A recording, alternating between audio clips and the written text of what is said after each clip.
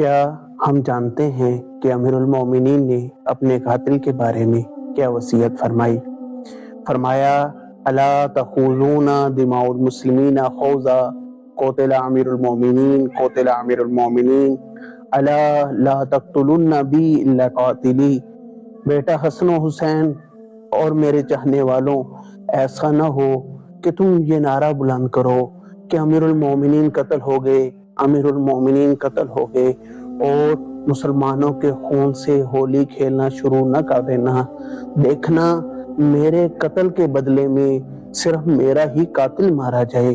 یہی وجہ ہے کہ امیر المومنین کا قاتل جب امیر المومنین کے سامنے لایا گیا تھا، آپ مریض تھے لیکن پھر بھی اپنے بیٹے امام حسن سے فرما رہے تھے، دیکھو بیٹا، یہ ابن ملجم ڈرا ہوا ہے، یہ خوف زدہ ہے، بیٹا حسن اسے یہ شربت پلا دو۔